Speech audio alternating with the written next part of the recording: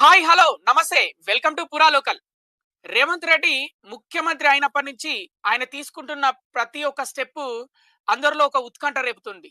ఎందుకంటే ఎవరు ఊహించని విధంగా ఒక్కొక్క స్టెప్ వేసుకుంటూ వస్తున్నాడు. హైడ్రా అయితేనేమి, అలాగే ఆహ్, ఆహ్, రుణమాఫీ అయితేనేమి, ఇలా ప్రతి ఒక్కటి చెప్పినట్టు నేను ప్రజలకు ఏదైతే మాటిస్తున్నానో అవన్నీ చేసి తీరుతా. 2,00,000 రుణమాఫీ ఇంతవరకు ఏ ముఖ్యమంత్రి చేయలేదు దేశంలో. ఆత ఒక్క రేవంత్ రెడ్డి మాత్రమే చేశాడు అనే విధంగా కొ రుణమాఫీ చేసి చూపించాడు. హైడ్రా కూడా ఏ సిటీలో ఇంతవరకు భారతదేశంలో ఇంప్లిమెంట్ కాలేదు. కానీ ఓన్లీ హైదరాబాద్‌లో, భారతదేశంలో ఒక మెట్రో నగరంలో హైదరాబాద్‌లో ఇంప్లిమెంట్ చేశారు చాలా ఏరియాల్లో. తర్వాత ఇప్పుడు చూసుకుంటే ఒక పెట్టుబడిదారుడు అంటే దేశంలోనే ఒక దిగ్గజ పారిశ్రామికవేత్త ఆయన పెట్టుబడి పెట్టిన పెట్టుబడులు నేను తిరిగి పంపిస్తున్నాను, వెనక్కి ఇచ్చేస్తున్నానని కొద్దిసేపటి క్రితమే ఆయన నివాసంలో పెట్టిన ప్రెస్ మీట్ ద్వారా వెల్లడించారు. దీనిపై మనతో మాట్లాడేందుకు కాంగ్రెస్ నుంచి శ్రవణ్ కుమార్, అలాగే బీజేపీ నుంచి యోగేంద్ర ఇప్పుడు మనతో పాటు ఉన్నారు. ముందుగా కాంగ్రెస్ వాళ్ళతో మాట్లాడించే ప్రయత్నం చేద్దాం. శ్రవణ్ గారు, మీరు వేసిన ప్లాన్ ఏంటి? మరి మీ ప్రభుత్వం ఏంటి? ఎందుకు అదాని పెట్టుబడులను తిరిగి వెనక్కి పంపిస్తున్నారు? కారణం ఏంటి? కాంగ్రెస్ ప్రభుత్వం ఒక విషయంలో మాత్రం చాలా క్లారిటీగా ఉంది. అదాని, మోడీ కలిసి దేశాన్ని అవినీతిలో అవినీతి పాలు చేస్తున్నారనేది మా మా నాయకుడు రాహుల్ గాంధీ చెప్తూనే ఉన్నారు. దానికి తగ్గట్టుగానే ప్రస్తుతం మనం తెలంగాణలో చూసుకున్నట్లయితే యాక్చువల్ గా అదాని తెలంగాణలో పెట్టుబడులు పెట్టడం వేరు. అదే విధంగా అంటే ఒక ఒక ఒక ఫండ్ అంటే ఒక ఏమంటారు, ఒక అమౌంట్ ని ఇవ్వడం అంటే ఒక విరాళంగా ఒక అమౌంట్ ని ఒక 100 కోట్లని స్కిల్ యూనివర్సిటీకి ఇవ్వడం అనేది చాలా చాలా డిఫరెంట్ విషయాలు. అంటే విరాళాలు ఎవరన్నా స్వీకరించవచ్చు, కానీ మా రాహుల్ గాంధీ పిలుపు మేరకు అదాని నుంచి ఎలాంటి డబ్బులు కూడా తీసుకోవద్దు, ఎలాంటి విరాళాలు కూడా తీసుకోవద్దు అనే ఒక ఇంటెన్షన్ తో ప్రస్తుతం ఇంతకు ముందే మా CM Revanth Reddy press meet పెట్టడం జరిగింది. అదాని నుంచి వచ్చేసిన ఎలాంటిదైనా అంటే ఈవెన్ విరాళాలను కూడా మేము వెనక్కి పంపిస్తున్నట్టు అదానికి లేఖ రాయడం జరిగింది. స్కిల్ యూనివర్సిటీకి సంబంధించి 100 కోట్లు ఇస్తానని అదాని ఇంతకు ముందే ప్రకటించాడు. ఆ స్కిల్ యూనివర్సిటీలో ఇచ్చే 100 కోట్లను కూడా మేము తిరస్కరిస్తున్నట్టు స్పష్టంగా స్వయాన CM Revanth Reddy press meet పెట్టడం జరిగింది. ఆ అమౌంట్ ని కూడా తిరిగి ఇచ్చేయడం జరిగింది. అంటే దీని ద్వారా కాంగ్రెస్ ఏం చెప్పదలుచుకుందంటే అదాని, అంబానీ ఒకటే. అదాని ఆ, ప్రధాని అంబానీ వీళ్ళు ముగ్గురు ఒకటై దేశాన్ని దోచుకుంటున్నారు, అవినీతి పాలు చేస్తున్నారు అనేది కాంగ్రెస్ కాంగ్రెస్ అధిష్టానం, కాంగ్రెస్ ప్రభుత్వాలు ప్రజల్లోకి తీసుకోపోవాలనేది మా ప్రధాన ఎజెండాగా కనిపిస్తుంది. ఇక్కడ ఇంకొక పాయింట్ ఏంటంటే ఆంధ్రప్రదేశ్ కి సింహభాగం అంటే 2021 నుంచి 2023 మధ్యలో జరిగిన ఒప్పందాలు ఏవైతే పవర్ ని కొనుగోలు చేసే విధంగా దానికి సంబంధించి అంటే ఆ ఒప్పందాల ప్రకారం లంచం చూపినట్టు ఆ కాంట్రాక్టుల కోసం అదాని లంచం ఇచ్చేశాడు అధికారులకి. అందులో సింహభాగం ఆంధ్రప్రదేశ్ కే 1750 కోట్లు ఇచ్చేశాడు ఆ టైంలో. వాటి కోసం ఆ పెట్టుబడుల కోసం అని ఆధారాలు నిరూపించి కూడా అమెరికాలోని న్యూయార్క్ కేసులో కోర్టు ఫైల్ చేయడం జరిగింది అదాని మీద. ఎందుకంటే తెచ్చిన డబ్బులు అమెరికా నుంచి తెచ్చారంట, ఫైనాన్సర్ బ్యాంకర్స్ నుంచి. సో మరి ఈ డబ్బులు, ఈ 100 కోట్లు ఇచ్చిన డబ్బులు కూడా ఎవరైనా అధికారులకు ఇచ్చారా? ఏదైనా లంచ రూపకంగా ఏదైనా ప్రాజెక్టు కోసము, ఏదైనా పెట్టుబడుల కోసం అంటే నిబంధనలకు విరుద్ధంగా పెట్టుబడుల కోసం ఇలాంటి ప్లాన్ ఏమైనా చేశారా? అందుకే ఆ 100 కోట్లు బయట తెలిస్తే ప్రాబ్లం అయిపోతుందని ముందుగానే తెలివిగా రేవంత్ రెడ్డి ఇలా చేశాడని బయట ఊహాగానాలు వచ్చే లోపే ఈ విధంగా చేశాడని అంటున్నారు. మరి ఇదంతా వరకు నిజమంటారు? అలాంటిది ఏం లేదు. ప్రస్తుతం మా ఎజెండా అదాని, ప్రధాని, అంబానీ ఈ ముగ్గురిని దేశంలో అవినీతిలో భాగమవుతున్నారు. వీళ్ళ ముగ్గురు నుంచి దేశాన్ని విముక్తి చేయాలనేది మా ప్రధాన ఎజెండా. దీని ప్రకారం ఆంధ్రలో జగన్మోహన్ రెడ్డి ఇంతకు ముందు కేంద్రంలో బీజేపీ గవర్నమెంట్ తో ఈవెన్ వైఎస్ జగన్ కూడా కుమ్మక్కై ఈ స్కామ్ లో అంటే భాగం అయ్యారు అనేది మా ఆరోపణలు. ముఖ్యంగా అంటే ఏదైతే బీజేపీ పాలిత రాష్ట్రాలు ఉన్నాయో ప్రతి చోట అదాని, అంబానీలకు అంటే ఇలాంటి అంటే ప్రాజెక్టులలో వాళ్ళకి ఎక్కువ కేటాయింపులు జరగడం, వారికే అంటే ఇలాంటి అవినీతులలో పాలు పంచుకోవడానికి ప్రధాని సహకరించడం అనేది బీజేపీ అదాని ప్రధానాన్ని ఎంకరేజ్ చేయడాన్ని మేము ఖండిస్తూ ఇలాంటి నిర్ణయానికి వచ్చాం తప్ప ఇందులో అంటే మా ప్రభుత్వాలకి అదాని ప్రధాని ప్రధాని వాళ్ళని మేము ఒకటి కాదని చెప్పడానికే ఈ స్టెప్ తీసుకోవడం జరిగింది. ఓకే. అంటే రాహుల్ గాంధీ ఆదేశాల మేరకు మీ అధ్యక్షుడు తెలంగాణ రాష్ట్ర ముఖ్యమంత్రి రేవంత్ రెడ్డి స్టెప్ తీసుకున్నారా? లేకపోతే రేవంత్ రెడ్డి ఓన్ స్టెప్పా ఇది? ఎలా భావిస్తున్నారు మీరు? అంటే ఏదేదైనప్పటికీ అంటే అదాని వచ్చేసి నిజంగానే స్కామ్లలో అవినీతిలో కూరుకుపోయాడు. అలాంటి వ్యక్తి నుంచి మా మా ప్రభుత్వాలు అలాంటి మరకలు అంటకూడదనే ఒక మంచి ఉద్దేశంతో మాత్రమే విరాళాన్ని సైతం అంటే ఎలాంటి పెట్టుబడులు లేకపోయినప్పటికీ విరాళాన్ని సైతం వెనక్కి పంపించడం జరిగింది. దీంతో మా చిత్తశుద్ధి ఏంటంటే అదాని అవినీతిపరుడు.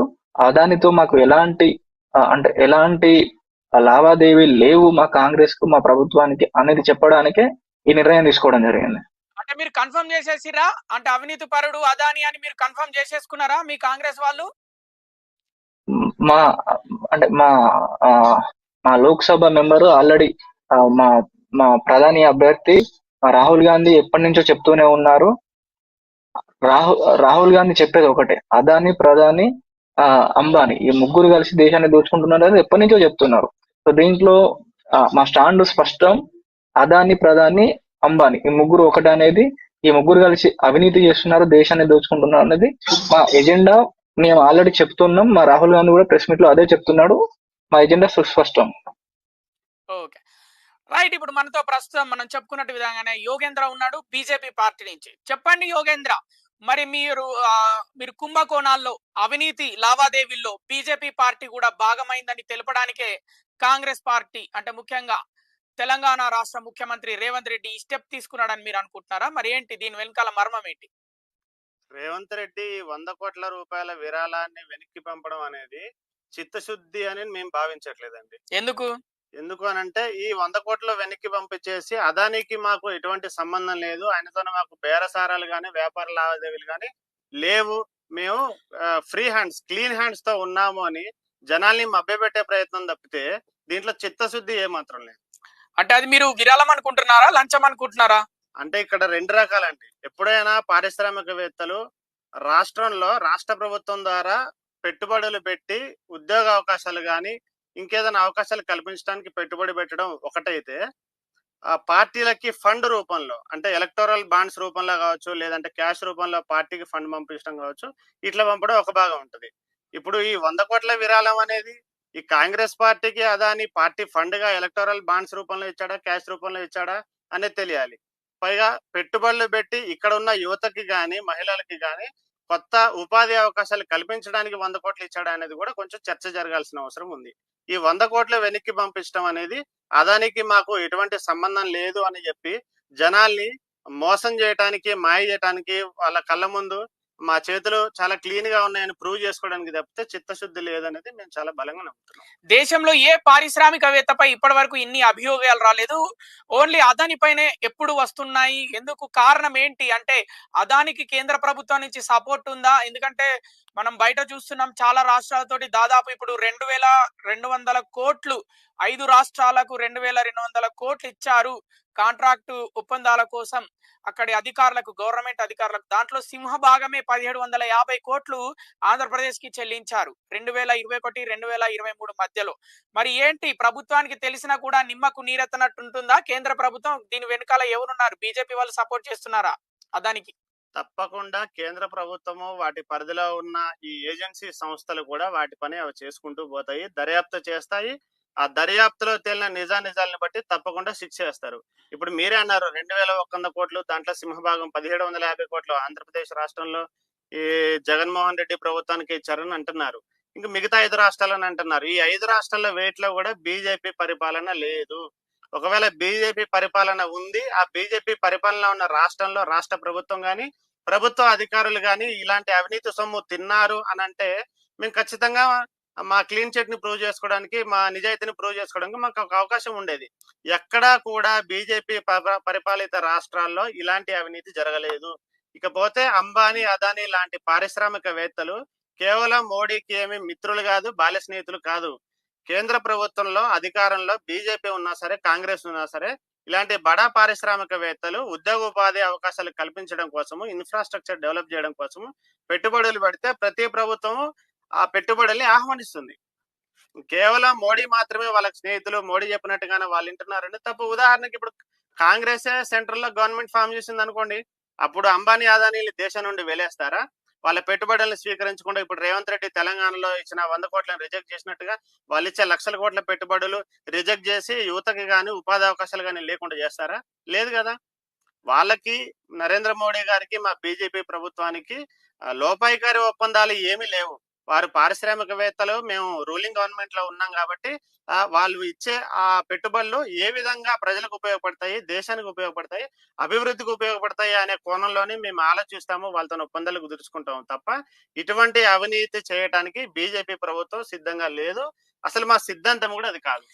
ఇక్కడ మీరు లోపాయికారి ఒప్పందం లేదని ఒక పాయింట్ లేవనెత్తారు. యాక్చువల్లీ ఇక్కడ లంచాలు ఇవ్వడానికి అదాని మిగతా రాష్ట్రాలకి 5 బీజేపీ పాలితేతర ప్రాంతాలకి లంచాలు ఇవ్వడానికి కారణం ఏంటంటే బీజేపీ పాలిత రాష్ట్రాలన్నిట్లలో అంతర్లీనంగా అదాని కూడా ఒక భాగమే.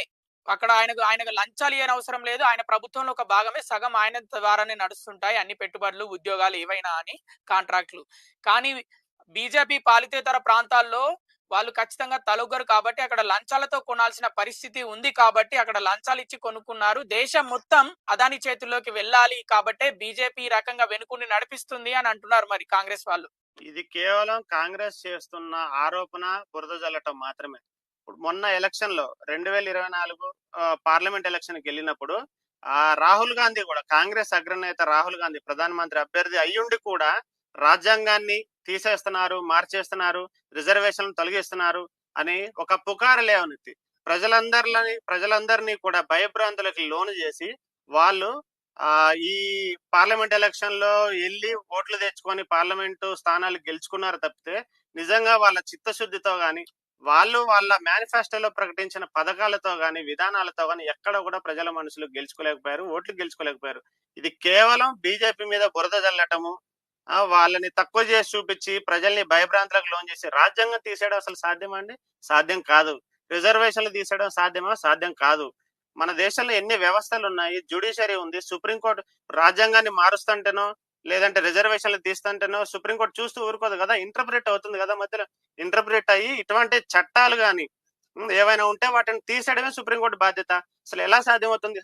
సాధ్యం కాని విషయాలని 1కి 10 సార్లు మీడియా ద్వారా కావచ్చు, లేదంటే మీటింగ్ల ద్వారా కావచ్చు, ఈ రాహుల్ గాంధీ దేశ ప్రజల్ని భయపెట్టి రాజ్యాంగాన్ని తీసేస్తున్నారు, రిజర్వేషన్లు తొలగిస్తున్నారు అనే భయభ్రాంతులకు లోను చేసి బీజేపీ మీద వ్యతిరేకతను మూటగట్టుకున్నారు తప్పితే కాంగ్రెస్ సిద్ధాంత పరంగా గాని, విధానాల పరంగా గాని, పథకాల పరంగా గాని ఎక్కడా కూడా ఓటర్ల యొక్క మద్దతుని కూడగట్టుకోలేదు.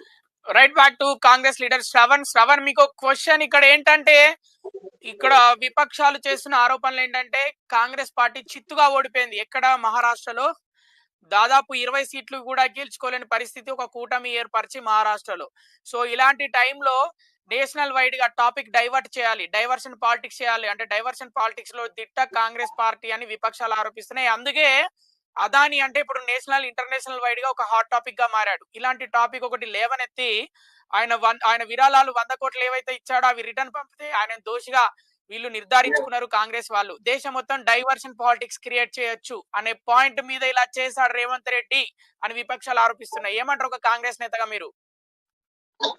ఒకటి అంటే రాహుల్ గాంధీ ఆల్రెడీ అదాని అంటే వేరే దేశాలలో చేస్తున్న కుంభకోణాలను సైతం బయట పెట్టడం జరుగుతుంది.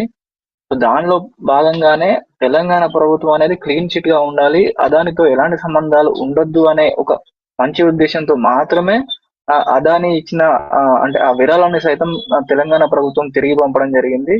ఇక మనం చూసుకున్నట్లయితే చాలా వరకు అదాని ఒక విషయంలోనే కాదు, చాలా అంటే ఇంతకుముందు అమెరికా గవర్నమెంట్ ఏదైతే పెట్టిన కేసు ఉందో దానికి ముందు కూడా సెబీ గాని, హిడెన్బర్గ్ గాని ఇలాంటి చాలా వరకు ఆరోపణలు వచ్చినాయి. కేంద్రంలో ఉన్నది బీజేపీ ప్రభుత్వమే కదా. మరి సెబీ మీద అంటే సెబీ చైర్మన్ మీద వచ్చిన ఆరోపణలు ఏమైపోయినాయి? అదే విధంగా హిడెన్బర్గ్ రీసెర్చ్ ఇచ్చిన అవి ఏమైపోయినాయి? ఆధారాలు ఏమైపోయినాయి? వీటిపైన కదా అంటే కేంద్ర ప్రభుత్వం చర్యలు తీసుకోవాల్సింది. అదాని మీద ఎందుకు ఎందుకు ఒక కమిషన్ వేసి దాని మీద ఎంక్వైరీ చేయరు? అంటే అంటే మోడీ తెలంగాణ అదానిని అంటే కాపాడుతున్నాడా? మోడీ అదానిని కాపాడుతున్నాడా? అలా ఒకవేళ కాపాడట్లేదని వాళ్ళు అనుకుంటే ఈ సెబీ విషయంలో గానీ హిడెన్బర్గ్ విషయంలో గానీ విచారణ చేయొచ్చు కదా. ఇప్పుడు ఈడీ ఉన్నది, ఇవన్నీ ఉన్నాయి. వీటిని ఎందుకు అదాని మీద వాడరు? అదాని మీద చాలా ఆరోపణలు వచ్చినప్పుడు దేశ గౌరవం అమెరికాలో సైతం దిగజారిపోయేటప్పుడు ఇలాంటి సంస్థల ద్వారా కనీసం వాళ్ళ మీద ఎంక్వైరీ చేయించాల్సిన బాధ్యత భారత ప్రభుత్వానికి, మన ప్రధాని, మన బీజేపీ ప్రభుత్వానికి ఉన్నది కదా. ఎందుకు ఎందుకు వీళ్ళు ఇంకా అదానిని కాపాడుతూ వస్తున్నారు? రైట్, మరి మీరేమంటారు యోగి? యోగి చెప్పండి, మరి అదానిని మీరు సెబీ ఉన్ను హిడెన్బర్గ్ పై ఆ విషయాల మీద ఎన్నో ఆరోపణలు వచ్చినాయి. దాదాపు ప్రతి రాష్ట్రంలో ఎన్నో నిరసనలు తెలిపారు, రోడ్ల మీదకి వచ్చారు, బందులు చేశారు. కానీ అదాని మీద ఒక్క ఎంక్వైరీ కూడా జరగలేదు. కారణం ఏంటి మరి? దేశంలో ఉన్న ఈ ఏజెన్సీలన్నీ కూడా స్వతంత్ర ప్రతిపత్తి కలిగిన ఏజెన్సీలు. దాన్ని కేంద్ర ప్రభుత్వం ఆదేశిస్తేనే పనిచేయాలి లాంటి నియమ నిబంధనలు ఏమి లేవు. అవి సొంతంగానే పనిచేస్తాయి. ఇప్పుడు మీరు చెప్పిన సెబీ విషయంలో కానీ, హిండెన్బర్గ్ విషయంలో కానీ, ఇప్పుడు కొత్తగా వచ్చిన ఈ అదాని మీద FBI వాళ్ళు నమోదు చేసిన కేసు విషయంలో కానీ, ప్రతి విషయంలో మన దేశంలో ఉన్నటువంటి ఏజెన్సీలు వాటి స్థాయిలో అవి పనిచేస్తూనే ఉన్నాయి. దర్యాప్తు జరుగుతూనే ఉంది. దర్యాప్తు అంటే పూర్తయిన దర్యాప్తు జరుగుతుందంటే ఇంకో 5 years ఒకటి వరకు ఒకటి దర్యాప్తు జరుగుతూనే ఉంటదా? ఒకటి ఇక్కడ మనం ముఖ్యంగా చెప్పుకోవాల్సింది,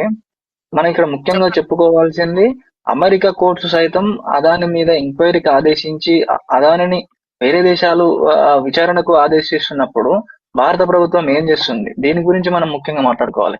అంటే ఈడీ ఇలాంటి దర్యాప్తు సంస్థలన్నీ ప్రతిపక్షాల మీదనే పనిచేస్తాయా? అదాని మీద ఎందుకు పనిచేయవు? అంటే ఒక అమెరికా లాంటి అత్యున్నత దేశమే దీని మీద విచారణ, అంటే కోర్టులో కేసు నమోదు చేసినప్పుడు భారత ప్రభుత్వం ఎందుకు చేయాలి? ఎందుకు చేద్దాం భారత ప్రభుత్వం? చెప్పండి యోగి గారు, చెప్పండి, మిమ్మల్ని అడుగుతున్నాడు, చెప్పండి. భారత ప్రభుత్వం తప్పకుండా ఇటువంటి ఆరోపణలు వచ్చిన నేపథ్యంలో విచారణకు ఆదేశిస్తుంది. దాన్ని కాంగ్రెస్ వాళ్ళని పిలిచి మీటింగ్ బట్టి మరి ఆదేశించాల్సిన అవసరం భారతీయ జనతా పార్టీకి, కేంద్ర ప్రభుత్వంలో ఉన్న మోడీ గారికి లేదు. కాబట్టి ఎందుకు కాంగ్రెస్ వాళ్ళే అవినీతి పరులు అంటున్నారా మీరు? తప్పకుండా. కాంగ్రెస్ కూడా అధికారంలో ఉన్నప్పుడు ఎన్ని స్కామ్స్ చేసింది మనం చూసాం. చాలా స్కామ్స్. అంటే వాళ్ళు స్కామ్ చేసిరని మీరు కూడా స్కామ్లు చేస్తున్నారా?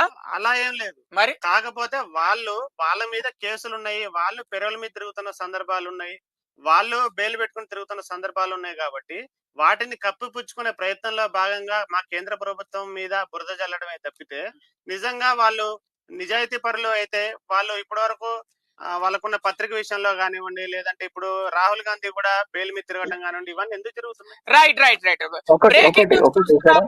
బ్రేకింగ్ న్యూస్ చూస్తున్నాము. రైట్, సీఎం రేవంత్ రెడ్డి ఇంట్లో పెట్టిన ప్రెస్ మీట్ ఇప్పుడు పెద్ద గందరగోళంగా మారుతుంది. దేశం మొత్తం అన్ని రాష్ట్రాలలో హాట్ టాపిక్ గా మారింది ఇప్పుడు ఈ టాపిక్.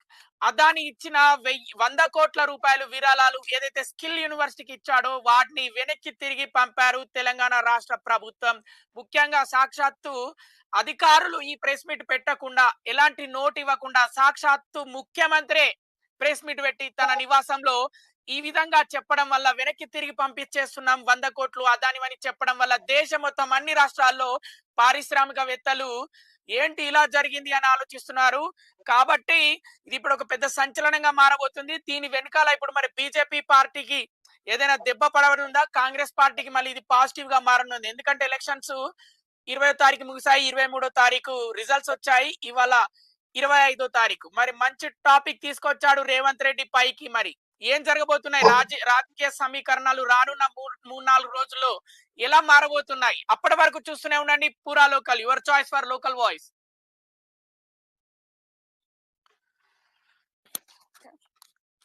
రేవంత్ రెడ్డి గట్టిగా